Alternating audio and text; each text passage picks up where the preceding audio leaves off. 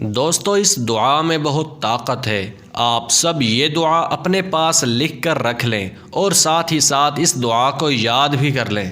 انشاءاللہ تعالی یہ دعا آپ کو ہر طرح کے وائرس سے اور ہر طرح کی آفات اور بیماریوں سے محفوظ رکھے گی۔ دوستو جس دعا کی ہم بات کر رہے ہیں اس سے ایک واقعہ بھی جڑا ہے، تو وہ بھی سن لیجئے۔ حضرت عبداللہ ابن مسعود سے روایت ہے کہ ان کا گزر ایک ایسے بیمار کے پاس سے ہوا جو سخت بیماریوں میں مبتلا تھا۔ حضرت عبداللہ ابن مسعود رضی اللہ تعالی عنہ نے اس مریض کے کان میں سورۃ المؤمنون کی یہ آیت مبارکہ پڑھی اور وہ اسی وقت ٹھیک ہو گیا۔ آپ صلی اللہ علیہ وسلم بھی وہاں موجود تھے۔ آپ صلی اللہ علیہ وسلم نے حضرت عبداللہ بن مسعود سے دریافت فرمایا کہ آپ نے اس کے کان میں کون سی آیات اور کون سی دعائیں پڑھی تھیں؟ تو حضرت عبداللہ بن مسعود نے عرض کیا کہ میں نے یہ آیتیں پڑھی تھیں۔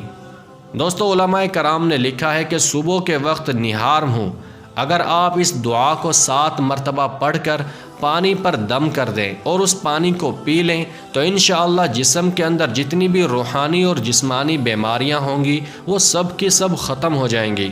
آپ صلی اللہ علیہ وسلم نے اسی دعا کے بارے میں ارشاد فرمایا، مجھے قسم ہے اس ذات کی جس کے قبضہ قدرت میں میری جان ہے، اگر کوئی بھی آدمی جو یقین رکھنے والا ہو، یقین کے ساتھ اگر کوئی یہ آیتیں پڑھ لے گا اور پہاڑ پر بھی اگر یہ آیتیں پڑھے گا تو وہ پہاڑ بھی اپنی جگہ سے ہٹ سکتا ہے۔ اور وہ آیات یہ ہیں، افحسبتم انما خلقناکم عبثا وانکم الینا لا ترجعون فتعالی اللہ الملک الحق لا الہ الا هو رب العرش الکریم ومن يدع مع الله الها آخر لا برهان له به فانما حسابه عند ربه انه لا يفلح الكافرون وقل رب اغفر وارحم وانت خیر الراحمین۔